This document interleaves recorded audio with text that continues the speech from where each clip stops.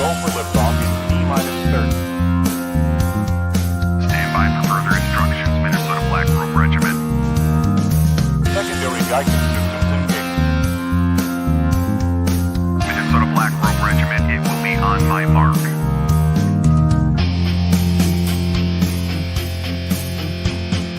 All systems are a go. All systems are a go. Minnesota Black Robe Regiment, you are over the target. You are authorized to fire at will.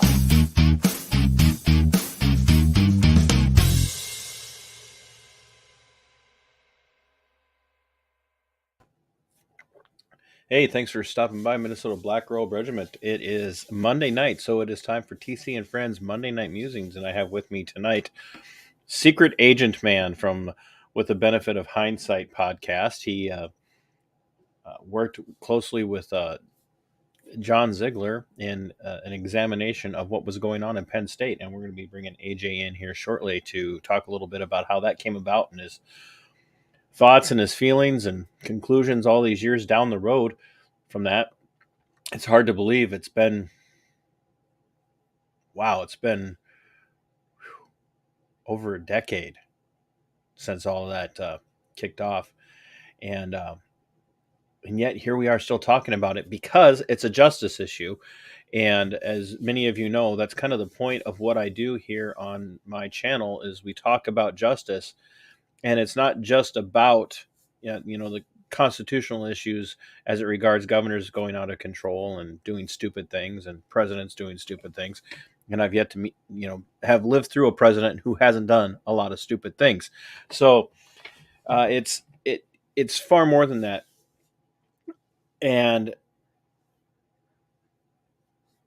it's really important because people have this tendency to believe that justice is really reserved for ultra wealthy, well-known people. Like they're the only ones that get a fair shake.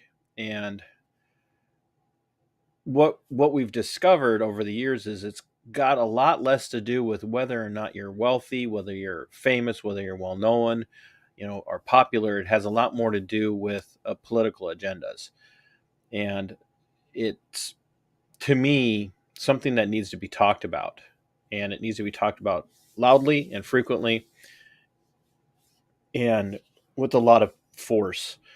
And so when we bring AJ in to talk about it, I want you guys to understand the perspective that we're shooting for, or the end goal that I'm shooting for and that others are shooting for. And this is actual justice for the Penn State, not the accusers, but for the people who were accused in Penn State. And the people who have done time, to include people like Graham Spanier and of course Jerry Sandusky. Like if they're guilty, they're guilty. If they're not, why are they doing time? But before we go any further, check out the merchandise, people. I got mugs, I've got shot glasses, I've got the coffee. It's phenomenal. If you haven't tried the coffee, you need to. Got the beanies. For those of you that wear beanies, even when it's warm, like if you're down in Florida, or like, I don't know why you'd want to be in Florida. That's a dig at my friend Dana and her family. Beanies are great no matter what, and women can accessorize them. So yeah, the beanies can even be for women. In fact, so far, all the buyers of my beanies have been women. So I guess they're for guys. That's what guys, you can buy beanies too. In fact, the reason I got the beanies is because I had a couple of guys go, "Hey, you need to get some of those," and I'd buy them. So I got some, and so far it's been all women. I think one of my neighbors, yeah, they bought one. So, and keep in mind also that we do have a fundraiser going on here for the channel.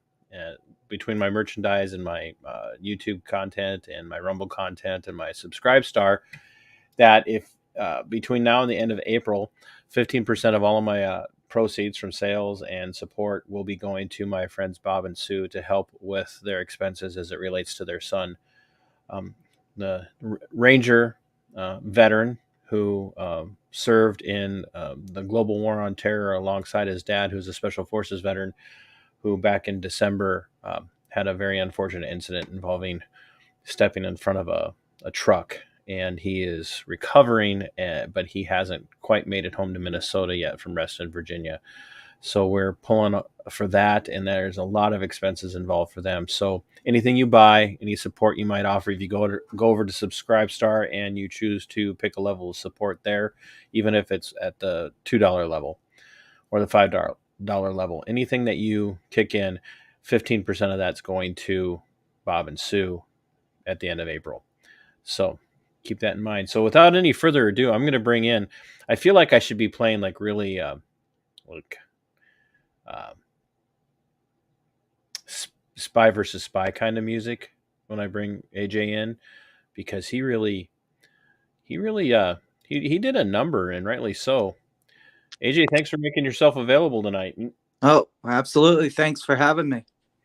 And for those that can't tell, AJ is using his phone and he's holding it because he's a roving reporter, and he's coming to us from the middle of the frozen north like me, except his frozen north is further west than mine. So, and he's got to work yet tonight. So I don't know. I'm sure he was probably really nervous about being on such a big famous platform and probably didn't get any sleep during the day today. So, AJ, you found yourself enmeshed in the Penn State debacle and connected with John Ziegler at some point. How in the world did you meet John Ziegler? I met John Ziegler through Facebook, but it's a little backstory to this. I was a student at Penn State at the time when this case took hold, and I went to a few board meetings where I became the first student in Penn State history to address the board of trustees. And that's where Franco Harris, Karen Peets basically chastised Franco Harris because there was an opening and Franco just wanted to speak since there was an open slot. And then I think I either followed that incident or I was right before that incident speaking to the board.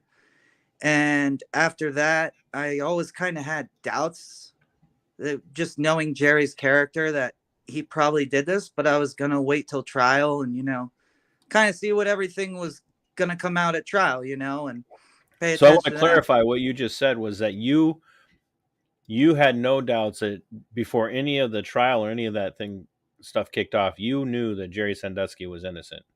Yeah, that was what my heart and mind said, knowing the guy, at least through the program, and his character. It was completely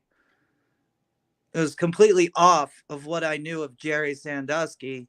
But you never do know somebody 100%. So I kept in the back of my mind to, at least see what went on at trial, and paid attention close to the case prior to the trial. And I always felt like he was innocent. And then I got John kind of got popular on Facebook and within the community. And so I got his name, and him and I just started talking and developed friendship and looked at the case a little more from there. Yeah, you developed a friendship with a guy who is admittedly hard to make friends with. Yeah. I think he said I think I heard him say numerous times throughout the podcast that he's a hard guy to be friends with, and yet you managed to do it. So just for by way of backstory, because I know John's introduction to it and how he got in. You came across John because of the work he was doing, digging into the Penn State story, because you lived in the community. You in that area. You were at the university. You grew up in that area. You were enrolled at Second Mile, which was the kind of the, for lack of better terminology, the charity organization that Jerry Sandusky helped found to help kids who were coming from downtrodden families. Is that a fair way of saying it?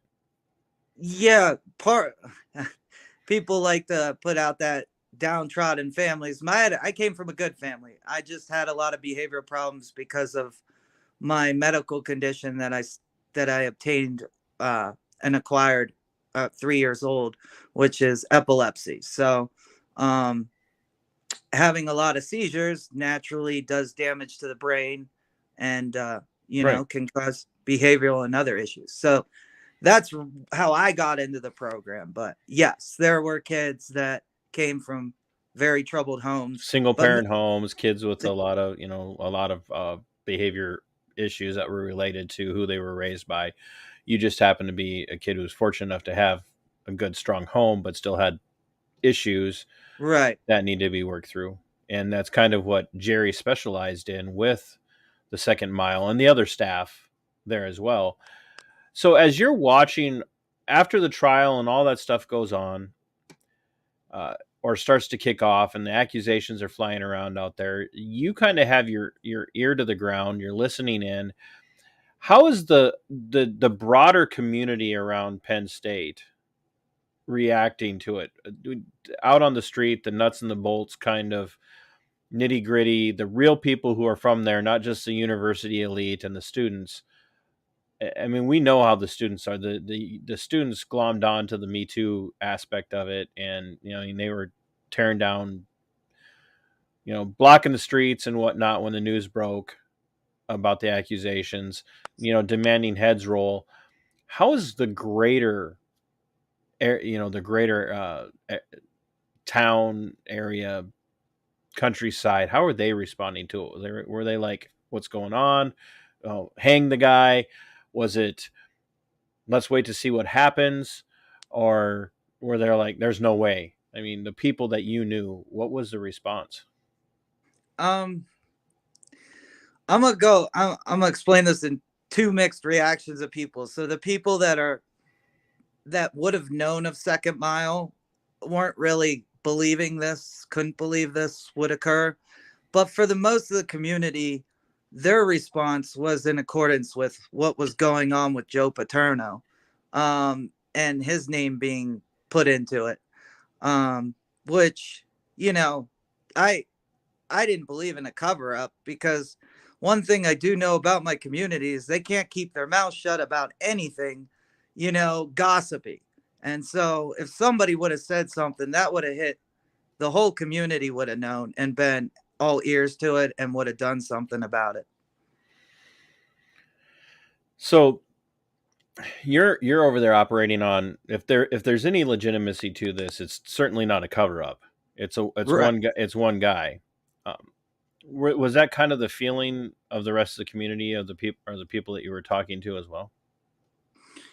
Yeah. I mean, they didn't believe Joe could cover this up. And then there were a few people, there's few people that just they'd never really liked Joe as a coach. I mean, you go 15 minutes outside of State College, it's all farmland and stuff like that. And it's just a lot of people that just didn't like Joe as a coach for whatever reason.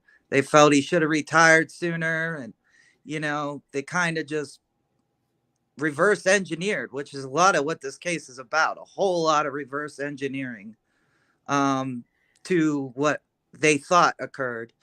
But as I kept going into Joe's background, I used a lot of political sites. Used a lot of things. One thing that really led me even after, and this was after trial, was that in order for there to actual have been a cover up, the man who went after Jerry Sandusky would have had to been in on said cover up, and that man would have been former governor of Pennsylvania, Tom Corbett. And it didn't take much from there to be like, well, it makes no sense. If Tom Corbett isn't on this, then there's no cover up. There's no possible way of a cover up because people aren't going to sacrifice, their businesses or their millions of dollars to cover up sexual abuse from not Jerry Sandusky. not not that political figures are beyond political expediency, but yeah, I get what you're saying. So John starts digging in. He kind of puts feelers out on Facebook with his content and what he's doing and why he's doing it. And when you first went and sought him out on Facebook, was he getting a lot of pushback from people telling him, like, you're in over your head on this, you're wrong, why are you defending a pedophile? Were you seeing a lot of that? Because I know John's gotten a lot of that. I mean, but were you seeing that when you first started paying attention, or wasn't not quite that bad at that time? To before he starts the Sandusky defense, which is mainly contributed to a few people, myself and a few other people, because I pushed John. I'm like, John, if there's any resemblance of a cover up, then Joe's dead to rights wrong. And even if there isn't, Joe could be dead to rights wrong. And that's because the way child abuse laws work and because of what I was stumbling on. And, he was just focused on the story originally from Joe's narrative. And I'm like, I just basically told him, I said, there's no way to clear Joe's name unless Sandusky is wrongfully convicted. And he's like, I don't believe in conspiracies. I was like, it's not a conspiracy. I know Sandusky's character, and I've stayed with this story from the beginning. And the news put out, there's a potential for Penn State to be on the hook for hundreds of millions of dollars. I mean, you got kids from poor families or, backgrounds of troubled youth. That's a free pass to free money right there. And what was going to stop them anyway? I mean, this is a child sexual abuse case we're talking about, So how familiar were you with Jerry? I mean, were you seeing him as often as some of the other people claim they were seeing him? Because when you listen, and I know we would both encourage people to go and listen to the podcast. It's the link to your episode in particular is in the description of the video. But right. So we do want people to go and listen because we're not going to be able to cover everything. I mean, I think it's like 7,458 years worth of listening. It's a lot of hours, but it's really informative. So we do encourage people to go and listen. But as you're working through all of this and you're interacting with John, a lot of the people that you're talking to John about claim to have a lot of experience, and it's documented because several of them were in the book that Sandusky put out. And so in comparison to some of the accusers, the alleged victims, how much contact did you have with Sandusky before this broke? Very little, to be honest. My mother had more contact with him than I ever did. I had contact with him at the program when I was 13 years old. And maybe a few times I might have said hi to him in passing, but not much contact for the entire time from the time I was 13 to the amount of trial, the day of trial. Now, my mom was invited by Dottie Sandusky to the trial, and then my mom had asked me if I wanted to go to trial, and I sat right behind Matt Sandusky on one of the days of the trial. Well, yeah, and that the Matt Sandusky story is, yeah. So you and John start to communicate quite a bit. You kind of intentionally, and I think rightly, put yourself in it going, look, I'm familiar with the Second Mile. I'm familiar with Jerry. I'm familiar with how all of this is working. And then you guys come up with the almost random, apparently what most people would have thought of as harebrained at the time, but kind of this harebrained scheme that you were going to present yourself as a victim. Right. And if I remember correctly, it kind of happened in passing. It wasn't one of those where you sat down and worked it out. It kind of came up in conversation of, I should just be an accuser. And you guys kind of shot past it initially and kind of came back to it a short time later and said, like, this might be feasible. Well, that happens because we're just speaking online, and I'm like, I should go ask Shubin about this case, interview him, because So tell people, the listening audience or the viewers, who Shubin is. Give us his name and what he was to the case. Andrew Shubin is the lawyer to about nine, if not nine, of the accusers in the Sandusky case, whether they be trial accusers or people that claim Sandusky abused Settlement them accusers money. later on. Yeah. Yeah. 9. And 9. And we're talking about multi-million-dollar settlements.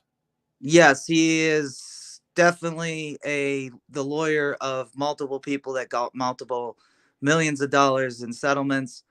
Which I means think he made out pretty well. Yeah, because he's taken 40% of each person's settlement. 40%. Yeah. So for those of you who don't know how to do math, because I'm no good at math, somebody got $1 million. He got $400,000 of that. I'm imagining that Mr. Shubin's living in a pretty nice place. He is. Yeah. Is he in the State College area? Yeah, he has a couple kids that at the time I was seeing him were apparently, I think it's State College High School. I could be wrong about, but he has a couple kids, and yes, he lives in the State College area. So yeah, he had a vested interest in finding as many victims as possible, and so you said I should just go and be one, and then you and John talked it out. So tell me a little bit about how that conversation went. Well, it started out as, like I said, I was like, John, I should just go interview Shubin and see what he has to say. And John's little, what is he going to say? Like that he helped fraud these settlements? Like, he's not going to say that. And I said, yeah, I guess you're right. Just kind of brainstorming. And he's like, just joking. John's just joking, but he goes, you should pretend to be an accuser. And I'm like, I don't know. And then I get back to him and I'm like, yeah, you know what? I should pretend to be an accuser. And he thinks I'm joking, and he does no idea that I was going to do the very next day and go see to pretend to be an accuser. So to be clear, John didn't plant the idea in the sense of you going to see him. That was your idea, and John correct, not half-heartedly, very lightly, just in a very funny way, said, you should be an accuser. And you're like, hey, that's a great idea. Right. I do have to ask, do you frequently make decisions based off of jokes? Because is that how you ended up out in the middle of the mountains? Is that what actually it is? Actually, it is. I just had enough of State College, and I knew that the people there were going to judge me for life, and I had like next to no opportunity. And I was just like, I'm getting on a plane as soon as my lease is up. I've had enough. There's been really no good memories to State College. And I got on a plane and I just left. At least you didn't have to drive a moving truck across the country. That's true. So you go in, you have your first meeting with Shubin. I don't know where Tubin came from. So you go in, you have your first meeting with him, and that becomes a thing. You like all of a sudden he's talking to you like this is a serious, like, oh man, we can really help you out here. In the time frame of the trial, you are talking to him post-trial, post-conviction, post-sentencing. Correct. How far down the road, and the reason I'm asking this question is for people to understand, because I think this really builds a framework for the people in my audience to go and be turned on to listening to the rest of the podcast with the benefit of hindsight. The people who went to trial compared to the people who took settlements post-trial is very small. It's very, very small. Most of the people that came out as accusers came out post-trial, post-conviction. And so you were in a stream of people who were taking part in by my perspective, and from what I got from listening to John and Liz talk through it, where people were just kind of glomming on because, like, this is a cash cow. We can really make some money on this. So how far past trial and conviction and sentencing were you when you went in to make your first accusation? I want to say 2013, 2014. Yeah. So that's 3 years? Yeah. Yeah. 3 years after. Well, Yeah. Jerry was convicted in 2012, so it was 2 years. yeah. 2 year and a half to 2 years later. Yeah. And it's not like there were 60, 70, 80 people coming in looking for settlements, but I mean, you weren't the only one, in the sense of coming out and trying to just, you weren't trying to get anything. You were trying to get information. All this other string of people that were coming forward were in it for the money. Right. And how soon after you met with the attorney the first time did he start to bring up money to you? Maybe the second or third meeting, tops, because I was, you have to play this as if you want a settlement. You're pretending to be a Sandusky accuser, so you need to play the cards as they lie according to what the lawyer's asking you. So I think it was the second or third meeting, something like that.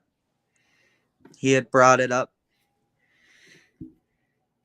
So you're 2 or 3 meetings in total. Do you know roughly how many times you met with him? It was Shubin, probably like 12. And how long did it take to have 12 meetings with this guy?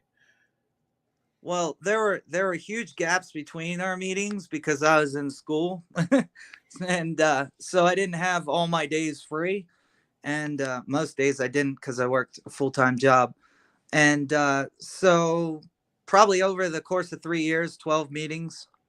So this stretched on for 3 years. Yeah. And in there again, I'm going to point people to your episode in particular, but to the entire series, the entire podcast, because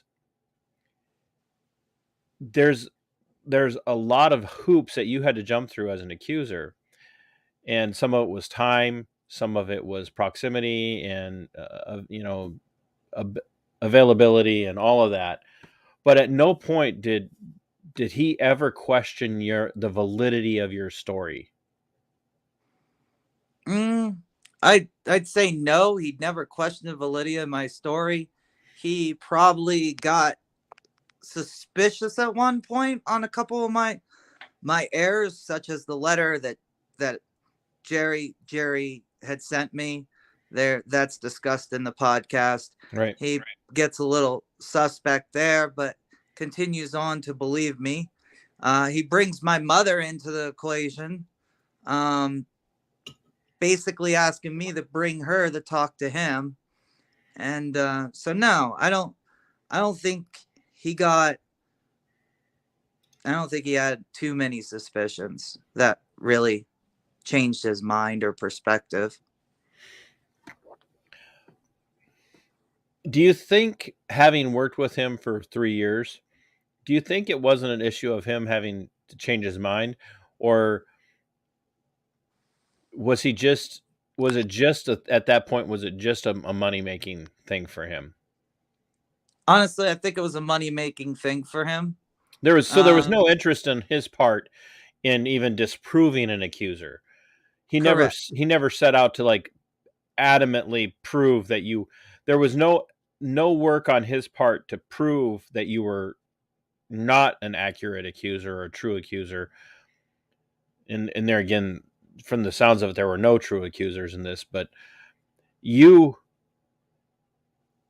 you just did not run into any. He didn't vet you, didn't screen you. He was just took your story at face value, didn't really dig into it much, and began to kind of orchestrate and push things towards the idea of getting to a settlement if there was an opportunity for it. Correct. Yeah, he never really tried to disprove my story. He was just informing me like there's statute of limitation issues with me as a client, that you couldn't get money if you were past the age of 30, although Penn State did make an exception with Matt Sandusky, um, which is Matt Sandusky's lawyer was Andrew Shubin. And so he's basically telling me this thing happens in phases: phase 1, phase 2, phase 3, and that Penn State's board has changed, and he just basically is kind of advising me of how this process could work to get me money for my claimed abuse. When you look at it, were you knowingly crossing paths with other accusers at the time, or were you guys kind of all kept separate from one another? We were kept separate. I never came across another accuser, although there was this group. Shubin recommended this therapist I saw. He actually called her and she agreed to see me, and he wanted me to go see her. So I set up an appointment, and after, I don't know, five or less sessions, I would estimate off the top of my head of what I remember, they wanted me to go to a group with Sandusky accusers, but then they told me I was too angry to go to that group. I don't know. I didn't even know what to think of that, but apparently I was too angry to go to that group, and then there was no word. Apparently I had disbanded, but no, I never came across another accuser like in person. So how many people outside of John knew what you were doing? Just John. I didn't tell. You didn't talk to your mom and dad about this? No, I didn't talk to my dad, and I don't think I really ever said anything to my mom, other than I knew he was wrongfully convicted. But she was like, well, how do you know that? And I'm like, I just do. But until Shubin requested my mom come in, I never told my mom a thing about what I was doing. Did anybody ever ask you, like, hey, you were at Second Mile, did anything ever happen to you? No, it was actually Shubin that got me my records from Second Mile. So that was the first time I'd ever seen my records from the Second Mile, and he requested those through a Philadelphia law firm called Ross Feller Casey.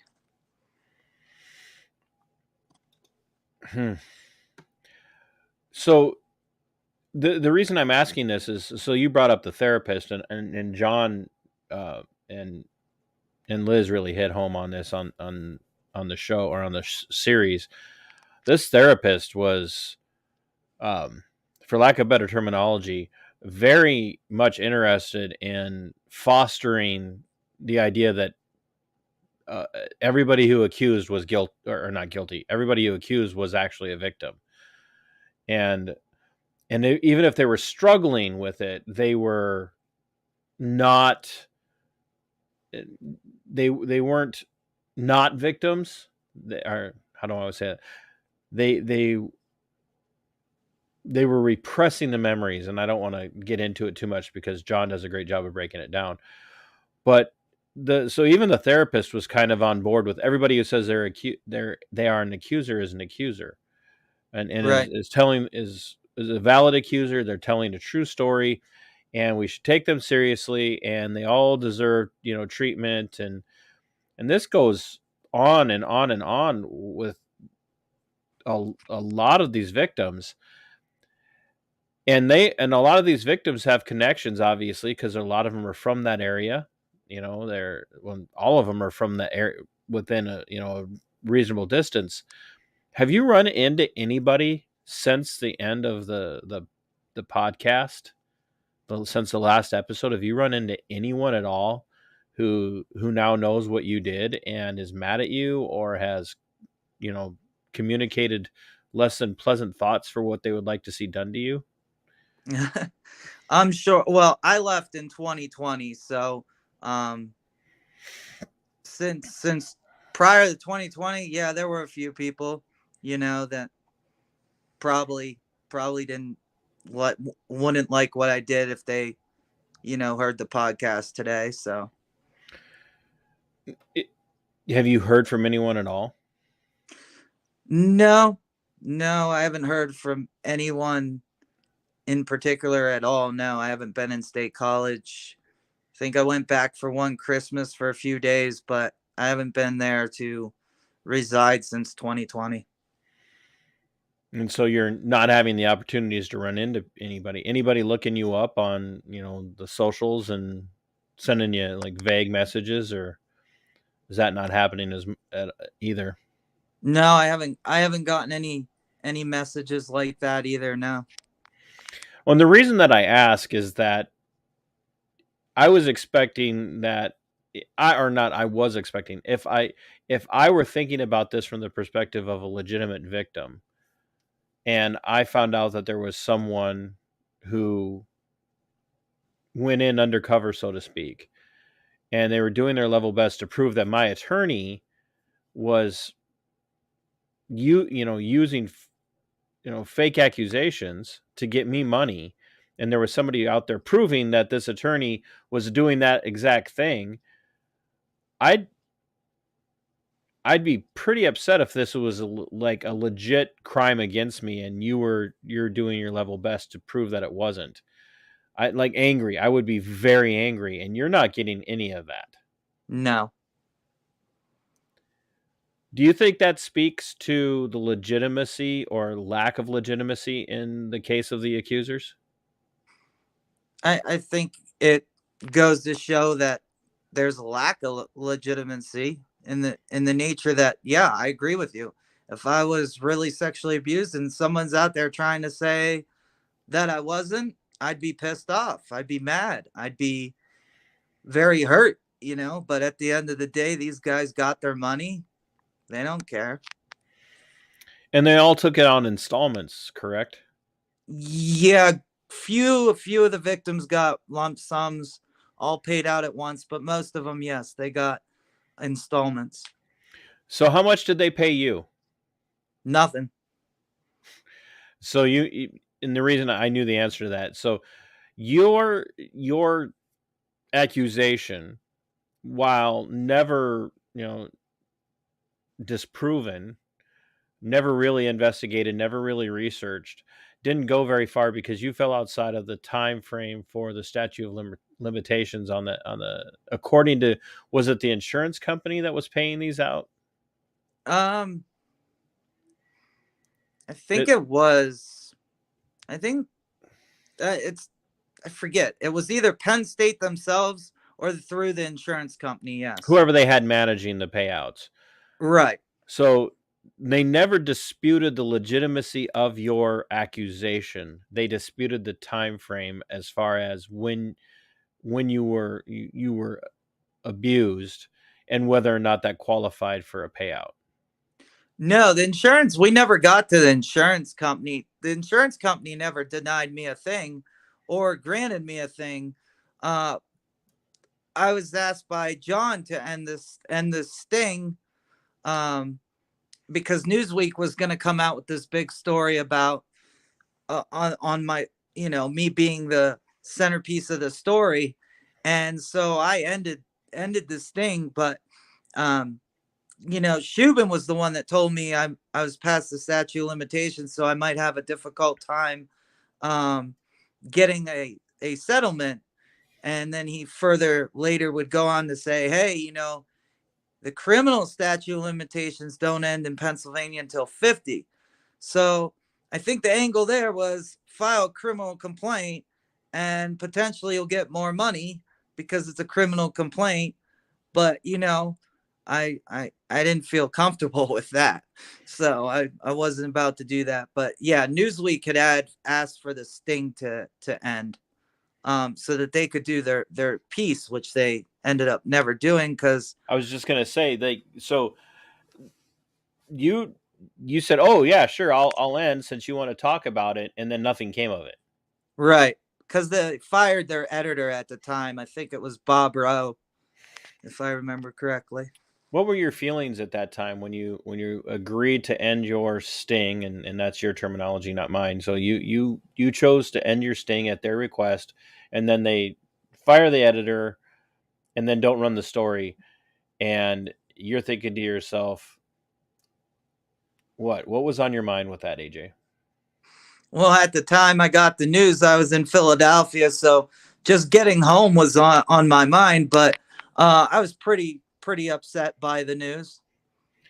Did you feel kind of like let down that you could have done more work to expose more at that time, or do you feel like your work was pretty much done anyway? No, I think if I recall correctly, before this thing ended, I had even said, like, I'm not done here. I'm making huge progress. I could get more information. And the last meeting before this thing, I got a lot of information. So, but they wanted it to end. So I was like, okay, if they're going to do a big story on this, that might be helpful to exposing the truth. So I ended it. And Did that was they pretty ever much it. give you any explanation as to why they didn't run the story? They did not give me an explanation. They might have gave John one, but the best I can call is their lawyers were just you know paranoid about the story or whatever. I mean, I'm not even sure, but no, me personally, I never got an explanation. Do you, in looking back on it and the time that you invested in it, is there any aspect of it that you regret? Like anything that you feel like, man, I shouldn't have done that, or any time you feel like you shouldn't have done it, or anything like that? Or are you glad that you went through the process? Oh, regret. I don't. I regret the amount of time that I spent on this case. Just in terms of like how much time I've spent on this case and stuff I haven't been able to do because of this case. But overall, no, I don't have any regrets because it needed to be done. I mean, we can't be in a society we can't have a justice system that just goes on emotions and theories and what ifs or something like that. You got to have proof. In any other case of any other criminal statute, you would need some physical hard evidence to convict. But I'll be the first to, I should actually put this out there. I'd be the first to like be all over and dislike, and I do dislike anyone who harms children or anybody that sexually abuses anybody or assault, rape, whatever. I'm totally against that, all that. But this case has taught me a lesson I would have never thought. I would have never thought the same before, and that's that even with those cases, rape cases, sexual assault cases, child abuse cases, we really need evidence to back up those claims. There's a saying, I'd rather let 100 men go free than one man, I'd rather let 100 guilty men go free than one innocent man, get convicted. Right. I think that's really fair. When you think about it, and you try to put all the time and everything into to a number, how many hours? Maybe it can't be done in hours. Maybe it has to be done in weeks or months. How much time do you think you put into it, and what kind of impact do you think it had on you, both physically, financially, and psychologically? Well, financially, it has done me no good, but I've never been in this for the financial end. I just wanted to know No, the I mean, truth. when I say financially, I don't mean how much money did you make off of it. Oh, okay. I mean, like, did you end up, missing work? Did you end up having to pay for a lot of stuff out of your own pocket? Things like that. Were you investing, because that's what John did. John invested a lot of Yeah. his own time and money, and like to his own detriment. So Yeah. you on your own end, and in kind of investigating, how much did you sacrifice as Uh, well? uh, well, I was in school till 2016. I think I started that investigation 2013. So 3 years trying to balance school, going to work 40 hours a week, and get into these therapy sessions. So a lot of time. Um, and then just over the last decade, tons of time, whether it's, putting things together that um, for the case or just researching. At least a year and a half has contributed to trying to prove the jury's verdict of Sandusky being guilty. Um, it is right there. So, just a year and a half, of researching everybody Sandusky or Joe Paterno was connected to, and how this cover up, how anybody thought this cover up made any sense. And I'm like, well, if Jerry Sandusky did this, there had to have been a cover up. Like, there just had to have been a cover up. Like, because someone in the community, something, somebody would know. And what's the reason for the cover up? So a year and a half of this goes into just looking into how a cover up could make sense. And it didn't make sense, which is what really confirmed my belief that he was wrongfully convicted. And then it went to, well, let's research how he could have been wrongfully convicted, and was he really wrongfully convicted. And Did you you come to that know did you come to that conclusion about Sandusky's innocence before you met John, or while all of this was going on? I like I said, I came to the conclusion, my initial instinct was he didn't do these crimes, but when he was convicted, I was like, okay, I don't believe he did these crimes. And I did sit through some of the trial, and I'm like, okay, he didn't, but like, if there was a cover up, I should be able to Right. prove that. And I should be able to confirm Sarah Ganem and all these people's theory that there was a cover up. Right. So I go about trying to prove the cover up, and, just going from the perspective of, hey, maybe I'm wrong about this. Maybe Jerry did these crimes.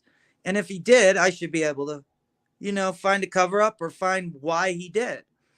And so, like I said, I researched all the people involved. I stumbled upon things, and it just did not make sense. Took Louis Freeh's report into account, and ultimately, um, it's so complex. I had a whiteboard filled with information of things, but to be honest, it was that year and a half investigation trying to convince myself maybe I got it wrong, maybe the jury was right, that convinced me that Jerry didn't do these crimes. And then I needed to prove that he didn't do these crimes, because nobody was going to listen to me, and Right. that's key here. Nobody was going to. I could say all day Jerry Sandusky's wrongfully convicted, and John Ziegler can scream from the rooftops and throw data all over the internet. But at the end of the day, what people hear or don't see, they have a hard time believing. For sure. You know. Do you do you think that it has impacted you, um, on an emotional and mental health level at all? Oh yeah, this case has definitely messed with my mental health. I see the world completely different. I see how our justice system, that I already had, serious issues with how it's been for years, and how just how it's set up, and the nature of it. Um, that's only gotten worse, and Give me so it's so give me so give me an example. You said that's affected your world, your outlook on the world, and you already had kind of a dim view on how the justice system worked. Give me a little bit of background on what you meant and I know you're probably getting tired of holding that phone. No, you're fine. Uh, what were your thoughts going into this about the justice system, and why were they that way? And how has it been codified now, made stronger or more severe? Well, the justice system often likes to make plea deals. So there's always a huge potential of people pleading to crimes they didn't do just for lesser time, because at a trial they face maybe more time. And that's how a lot of prosecutors get their convictions. And so even if you didn't, let's say you did part of a crime, but or maybe none of it at all, what are you going to do? You're going to face 15 to 30 years, or are you going to plea it out to 2.5 years if the prosecutor gives you a plea deal? So nice. Even if you didn't do the crime, do you really want to put your hands in 12 Right. people's, your fate in 12 people's hands? So that's how a lot of people get wrongfully convicted, or it's just, I don't like the system in general. A lot of it's on hearsay. And, I always was a firm believer. If you got the evidence, the physical evidence, and, you need a body to convict on murder, to me, if that makes it simple. So you're looking at it now, and it's been quite some time. I mean, the grand scheme of things, what's really a quite some time, when you're old like me. But how much more jaded are you now? I mean, do you have any trust at all that there is any real justice at all anymore, or is it all about bargaining and plea bargains and closing case files and making sure that we get a conviction, whether it's a legitimate conviction or not? And would you ever trust the system if you were the one wrapped up in it? This case particularly bothers me, and has just escalated my view of the justice system being messed up, because you threw, I don't know, it's the way it transpires from start to finish. You throw Paterno in there, so you got a bunch of people that they feel like, okay, if we convict Sandusky, we can potentially clear Paterno. So it becomes, my point here, using this as examples, it becomes a political, case. It becomes save one, kill the other. Like there's no fair justice if you're seeing it through that lens. It's almost as if Sandusky is already convicted before he ever goes to trial. And we see this. So so let's go. Do you believe that Sandusky, the conclusion on the Sandusky situation was he's guilty, and that's all we're angling at? Do you think that's really where they were at with it? Yeah, and that stems from people. I interviewed one person from the Second Mile, and they straight out told me that they felt like Sandusky was guilty. So a lot of these, even some of the board members at Penn State University that I had that had fired Joe Paterno, thought Sandusky did these crimes. Which also, if you thought he did them, why would you cover up? But anyway, I mean, Self-protection. yeah. That's all it is. I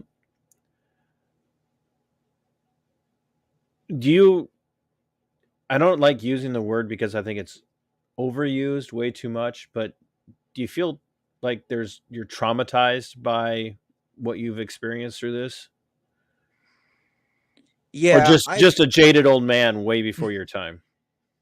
yeah, I try to explain it to people, and it's like they gaslight me, or they tell me I'm a conspiracy theorist, but I am not a conspiracy theorist. I mean, it's hard to say I'm a conspiracy theorist when episode 14 of With the Benefit of Hindsight has it all documented, and you can listen for yourself. I mean, that's not a conspiracy. That's somebody else telling you exactly, and it's not my perspective. That's Right. somebody else telling you how this went down. That's not a conspiracy. In fact, John emphasizes that over and over and over throughout the entire series, that he's not into conspiracies. He does not like conspiracy theories, and he doesn't want to take part in them. And yet here we are with, people like you literally communicating that there was a conspiracy here, but it wasn't the conspiracy we were told it was. It was a conspiracy on the part of the prosecution and the attorneys to make something happen. That has to be absolutely like the weight of that has got to just be troublesome, not just for you or not just for John and Liz, but for you and a lot of the other people that have been involved. Do you find yourself reflecting on it quite a bit and in saying, I wish I could have done more, or there's nothing I can do, I'm just one person? Where are you at with that now, as far as like, is there a book coming? I mean, what do you I think, do you have some sort of agreement that you won't write a book? Is that No, I might write a book one day, but for right now, you're too busy working to make up for all the work you lost while you couldn't work? correct. But also, Sandusky has an appeal hearing coming up, and I signed an affidavit to potentially testify in that appeal hearing. So, Really? yeah. So we'll Was see that how through that his goes. was that through his appeal or as appeal attorneys then? Yes. Did they reach out to you, or did you just kind of call them up and volunteer to do that, or did they say, "Hey, we think you've got a compelling story. We'd like to have you testify on his behalf"? I reached out to them probably at least a year, maybe a little more ago, and I didn't hear much from them until recently. And they said, "Hey, we're gonna approach this appeal issue and do it this way without going into anything. And would you be okay with signing an affidavit to what you know and what you said in regards to episode 14 of With the Benefit of Hindsight?" And I said, yeah, because I know he's wrongfully convicted. And, I know there's a lot of people out there. If they don't listen to With the Benefit of Hindsight by John Ziegler, and listen to it all, because to get this whole story and to really, really grasp it, Right. you Absolutely. need to listen to it all. But episode 14 is very important to listen to as well. I'm not trying to toot my own horn, though. But No, that's okay too. I toot my own horn all the time. but that episode really gives you insight into how easy it was to make a claim. There was absolutely no vetting by anybody. And it also might scare you into realizing how dangerous it is of other cases and make you question other cases, such as Cosby or not Nazar. Though I'm not saying none of these guys are guilty. I'm just saying, like, it'll make you look at those cases differently. And just accusations in general differently, which has really messed me up. Do you think that when it comes to cases of sexual assault, rape, child molestation and whatnot,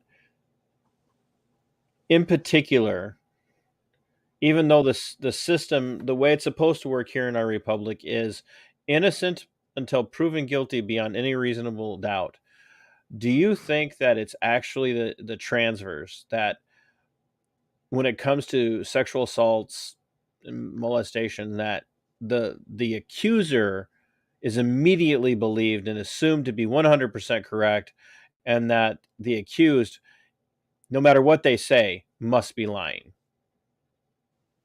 Today, yes, I believe that it's safe to assume that we believe all accusers, unless there's, some of these cases, prior to the Me Too movement, maybe there was some doubt, or maybe there's some strong evidence that maybe it didn't happen. But yeah, I think the stance should always be innocent until proven guilty. But we shouldn't not believe the accusers. What we should be doing is looking at the evidence, vetting these claims, looking at what their stories are. Could anybody have influenced these stories? Did anybody have potential to influence these allegations? Was there an incentive? Is there an incentive to be had? And honestly, I think we should just take the incentive off the table.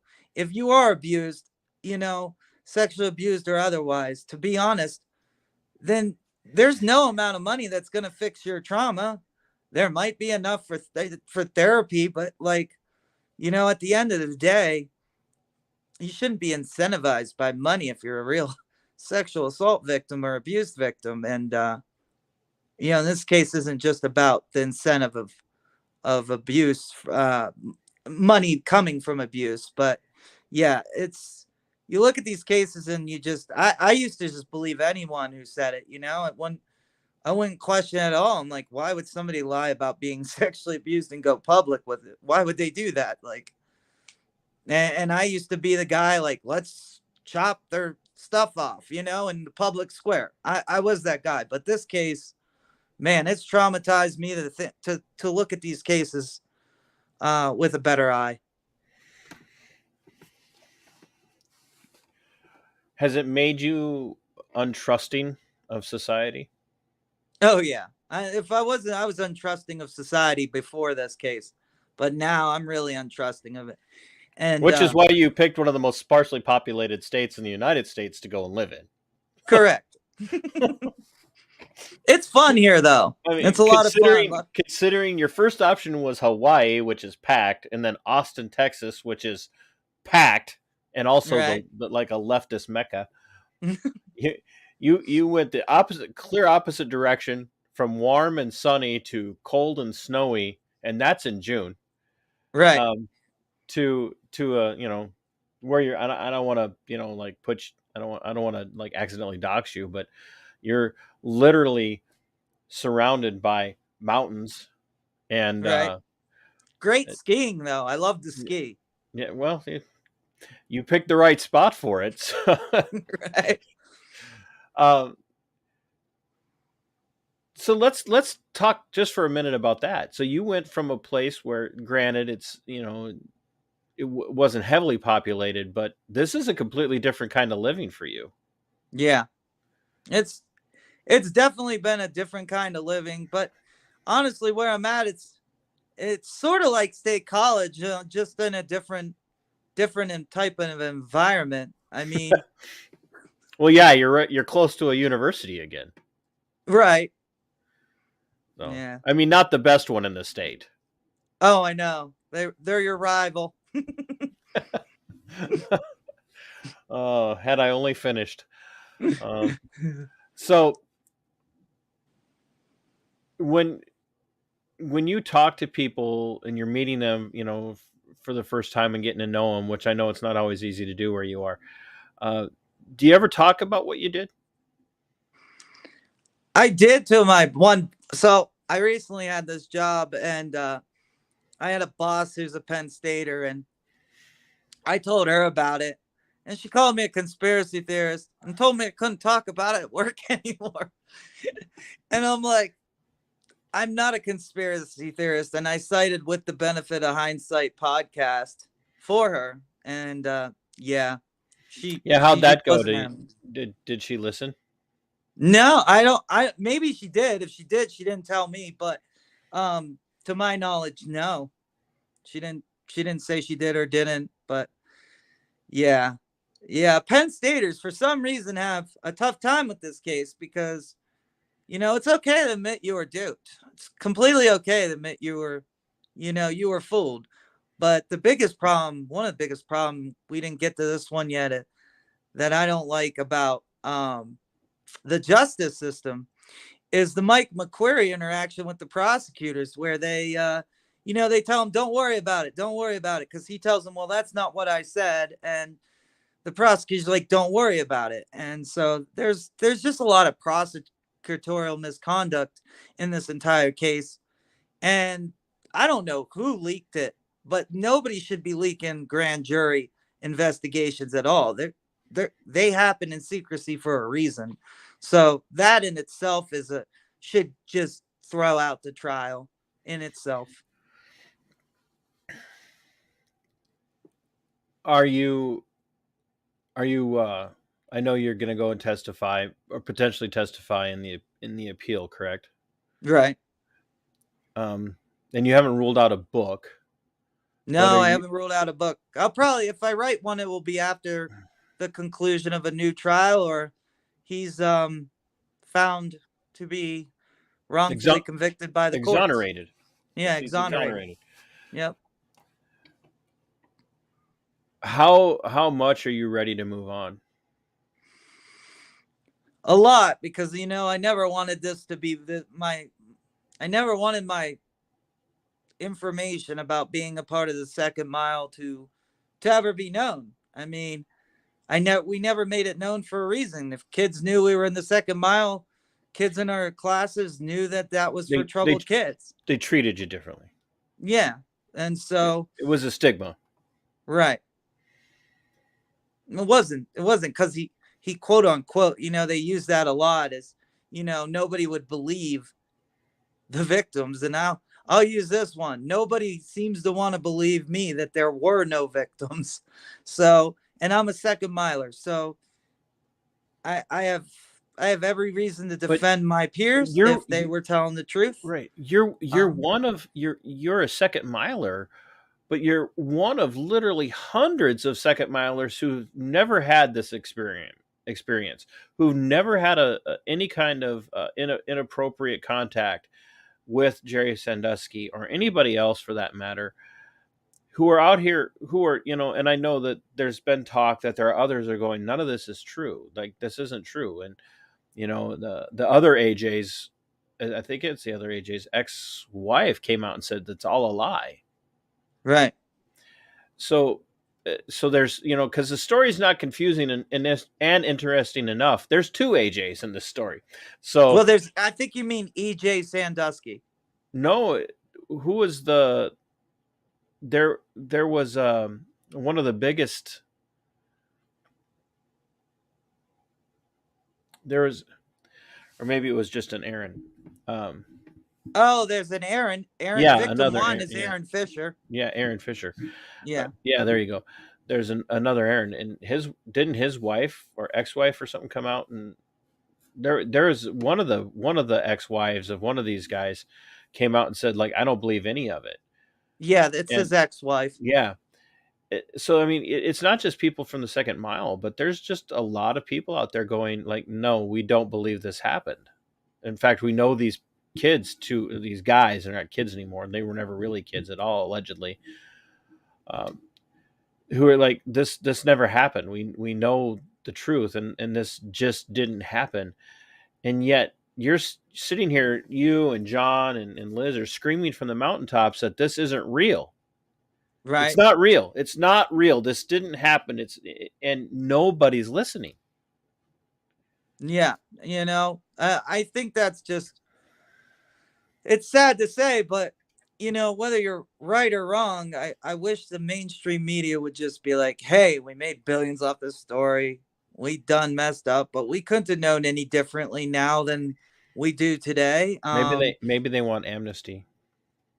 Yeah, maybe. But, at the end of the day, nobody should die a wrongfully convicted man because you're worried about your image. I take issue with even people that knew Sandusky or people I've interviewed. You can't call somebody a friend and like not consider all aspects of a story, or new evidence, new facts, new things. If you don't look at this case as a whole from the standpoint of what was said at trial to everything that's presented and with the benefit of hindsight, and everything you thought you knew before, and then just like look at it collectively and make an informed decision. John and me aren't trying to force you to believe anything. I personally just want you, the audience, or anyone out there, the mainstream media, to look at this case from what you saw at trial, and then please go get all the information that John presents and with the Benefit of Hindsight podcast. Because quite frankly, there's nobody else presenting a different perspective anywhere else in the world. And I wish there was. I wish the mainstream media would pick this up, because one, it would make a hell of a story, make a hell of a movie. But at the end of the day, a man is sitting in prison still, wrongfully convicted, and Doesn't matter if there's a movie or anything of that nature Right. about it. But my point here is a bigger audience needs to understand the dangers here of our justice system, and of these allegations can lead to wrongful convictions. So Yes. how do we convict the right people versus limiting wrongful convictions? You said something earlier, and I know you'll recognize that it's not unique to you or original to you, and a lot of other people have said it. But I think you said something that in this case is powerfully important. That it's better for 100 guilty men to go free than for one innocent man to suffer. Right. And I think this case, I mean, I went into it listening. I won't say open minded because I didn't really have an opinion, and like, oh, they found him guilty. But what this has done is it has shown me, coupled with my own experience of having worked inside of the criminal justice system for almost 13 years, that the system is not interested at all in innocent people going free. The system is only interested in punishing anybody it gets its claws into. And I think that your experience in particular, having done what you did, to me is probably the biggest takeaway, is that it's what I have surmised is true. They don't Right. care. They just don't care. An attorney of all people that you went to should have said, "Look, we're going to vet you. We're going to see if whether or not what you're saying is true. We're going to run you through the ringer." And none of that happened because No. they do not care. Nope. Their job is to get money and believe the accusers, apparently. And that's the other twist to this. When I asked Shubin, I said, how many of these accusers came to you and said they were abused? He goes, none of them. It's not until I got them to the right people did they, realize that they were abused. Right people meaning Cynthia McNabb, who I also saw. So we had the same lawyer and therapist. All of his clients, including myself, saw the same same psychologist. That is a very dangerous perspective. Yeah, Where do you see yourself? I mean, you went to college, you graduated. I did. What was your degree in? Rehabilitation and human services. Are you working in that field now at all? No, I have a tough time with it because, I need a master's to work in most of what I want to work in, which I might eventually get around to. Well, you're living Getting in the my right town. master's. Huh? You're living in the right town. I am. And I haven't decided if I'm going to Missoula for that master's or staying here, so. Oh, you almost doxed yourself. Probably. I would pick Missoula. So You'd pick Missoula? I would pick Missoula. It's where you're at now is pretty, but it's not that as pretty. So, but I'm So I've biased. heard. Skiing over there is even better. It is. So maybe not. You go into that career field, which is just a whole nother show about the money that people spend on college and what they end up doing with their lives later on. Anyway, but where do you see yourself in 5 years? Still in the same area, you think, or maybe finally writing that book? And if my plans go accordingly, I might still be in this area because I want to, like I said, I want to get my master's. you're But I want gonna to run for president too of the United States. So, I guess I have some time for that. But you, you you never know. right, The next election might be the last election. it might be. You're gonna end up meeting a Montana girl, and it'll be all over. Yeah, maybe. You won't leave. That's my... Not that you're planning on it. So I know you got to start getting ready for work. So I can't thank you enough for coming on. And if you had any closing thoughts for the audience as far as how important it is to go and listen to with the benefit of hindsight, and not just your episode. You got a show for all of Right. it now. All of it. Uh, share some parting thoughts about your experience after all these years removed from your work as a undercover secret agent, man. Well, it's been spontaneous. It's been fun. Definitely adventurous. Last year I broke 2 bones, so it's been recovery most of the time of the last year. Skiing? No, I fell off my I have like a rideable scooter out here, and gets me around. That I broke my collarbone, and I fell on some ice and snapped my ankle and my outer bone in my leg. Did you forget that that you knew how to walk on ice? I mean, I know that there's ice in Pennsylvania, so Yeah, it's gotten really icy out here. Even the locals said this is probably some of the worst ice we've seen in a few years. And I was just walking normally, and I think out here they'll like partially melt, and there'll be like these circles in the ice. Well, I was walking at night, so I think I stepped in one of them circles, and then my ankle just gave out. It was so quick, but I'm healed from it now, so that's good. well, now I'm going to feel really bad if you're on your way to work and have an ice. Oh, I won't. I incident. take the bus. Well, that's got to take all of 2 minutes where you're at the bus. I mean, it's the one bus in town. It's the one bus. It's free it's bus really too. and it's really short.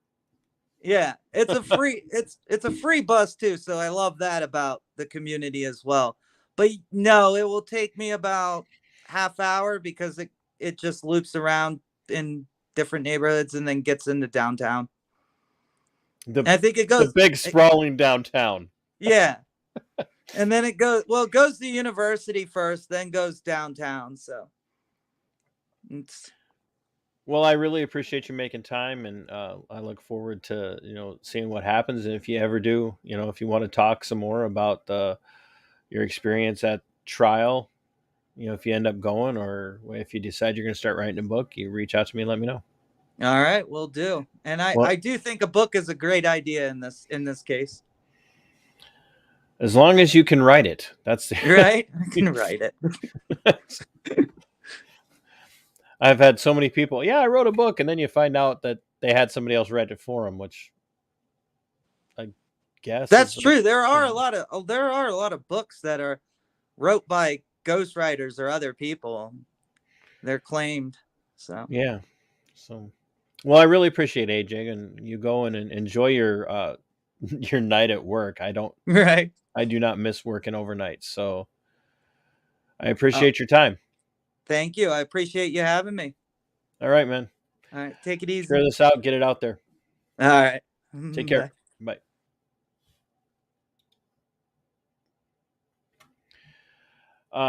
Folks, I cannot emphasize enough that if you have not dug into the Penn State story, you have got to go and listen to hey, Tomsky. Nice to see you. If you have not listened to the Penn State story, if you think you know all of the background, you need to go over and check out With the Benefit of Hindsight by John Ziegler and his podcast partner, Liz Habib. It is a very compelling story. It's not your traditional true crime story, but it is definitely an investigatory story. And I don't think I could say that twice without getting tongue-tied ever again. But it's definitely something you've got to listen to, because it takes the justice system and somewhat turns it on its head in the way it should be. We have forgotten here in the United States that people are innocent until proven guilty. And they have that natural right to assume that. And that's really not the way it is these days. A lot of people just write you off the minute you're convicted. And you see that with the mugshots.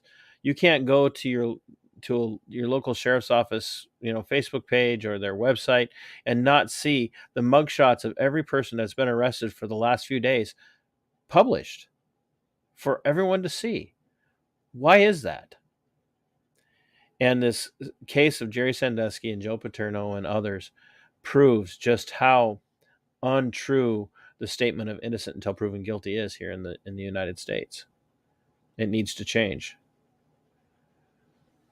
And right, Tomsky, they're not convicted, they're accused, but we treat them as if they're convicted over and over and over again, especially when it comes to sexual crimes. And I'm like, let's not cut a break for somebody who commits a sexual crime. A sex-based crime, you don't cut them a break after they're convicted beyond reasonable doubt. And that never happened in this situation. Jerry Sandusky was convicted before he ever set foot in a courtroom. And with the benefit of hindsight by John Ziegler with his host, Liz Habib, will show you just exactly how bad it really is. So I cannot emphasize enough how important it is for you guys to check that out. You've got to. We're not going to make a change in how things are done in this nation or in other places in the world until we start to talk about reforming justice. And not in the social justice way, but actual justice, just reforming actual justice so that it works in the benefit, into the favor of the people who are being accused. They deserve it. The accused deserves to have the system on their side, and that's just not how it works anymore, and hasn't for a long time. Got an exciting week coming up tomorrow night. I've got Veteran Nation over on Right American Media and the New Right Network. And then Wednesday night, I'm going to be having a guest on to talk about Defend the Guard legislation. It's incredibly important because we are dealing in a time and a place in the history of the world. We've never come this close to World War III.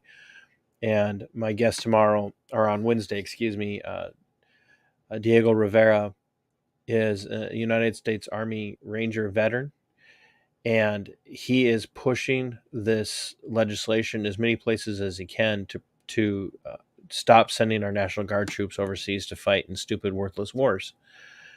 And he's going to come on and lay it out for us, and hopefully I'm going to be able to put some friendly pressure on some legislators, senators that are friendly to the legislation to come on and talk a little bit about why they're supporting that, along with having Diego on to talk about it. And then on Friday night, I'm going to have a man named Richard Booth, who is an independent researcher. He grew up in the Tulsa, Oklahoma area, and he's now, I believe he's up in the Pacific Northwest, and he is going to come on and we're going to talk about the law enforcement fallout surrounding the Oklahoma City federal building bombing, where we became very familiar with the household familiarity of the names Timothy McVeigh and Terry Nichols. These two madmen who operated alone, because the narrative there is not what it's made out to be either. And Richard Booth has the receipts on that. But we're going to dive down deep on the fallout with law enforcement in that area and what happened to them when they started to question the narrative. And I think that's going to be, all the conversations this week are going to be really great.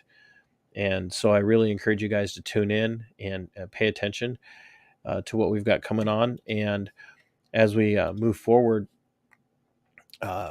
I really look forward to having more of you head over to Subscribestar and, support me here on YouTube, support me on Subscribestar. And remember, in conjunction with the guests that I have on Wednesday night, my friends Bob and Sue, their son, is recovering from a PTSD related incident back in early December. We're doing a fundraiser for him. So anything that you buy, anything that you contribute to the YouTube channel through Super Chat, Super Thanks.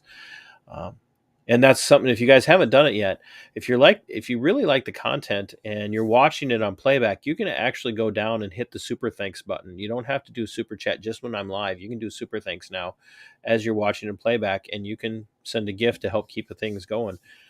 And it's actually really helpful. even though YouTube takes their cut, it's incredibly helpful to me. It helps, continue to pay the bills, and it really keeps stuff going. And, like Tomsky here is a great supporter.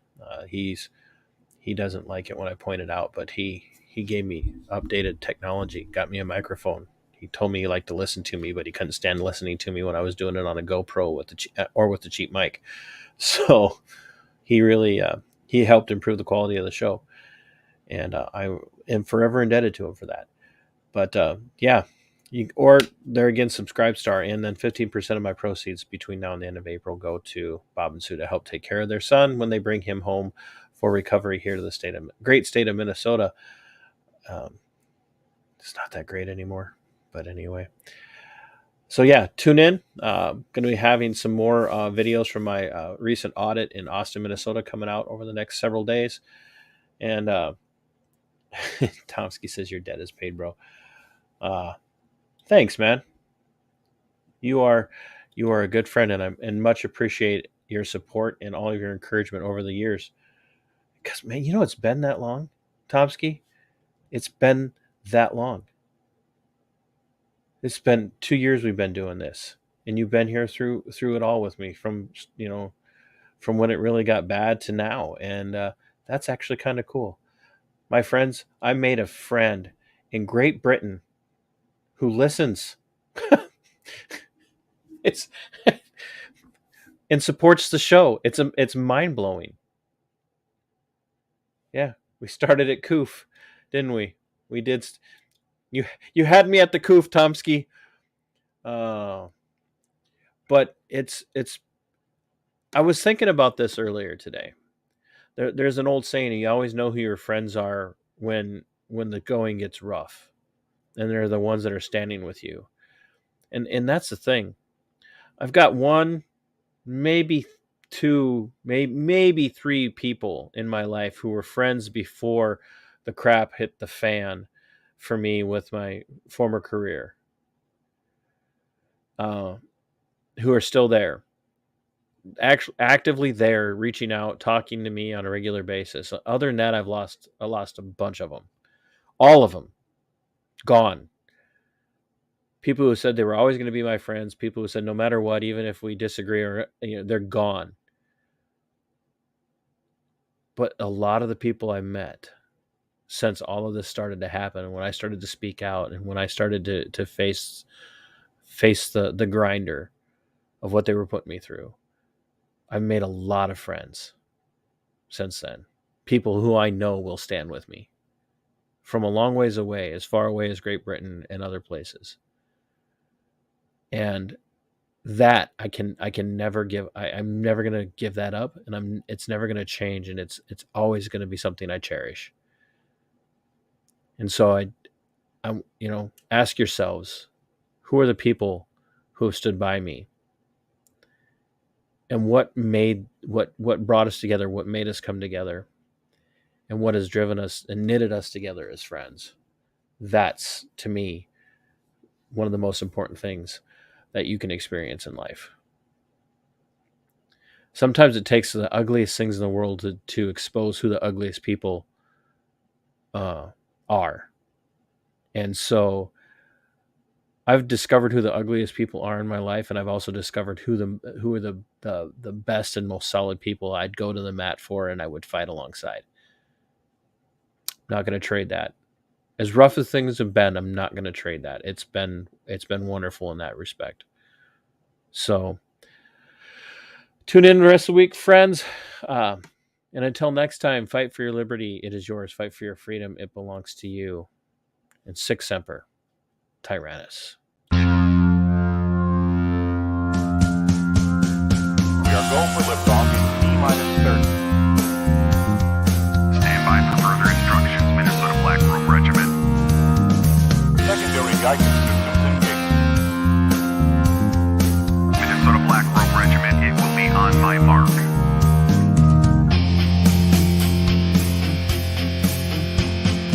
All systems are a go. All systems are a go. Minnesota Black Robe Regiment, you are over the target. You are authorized to fire at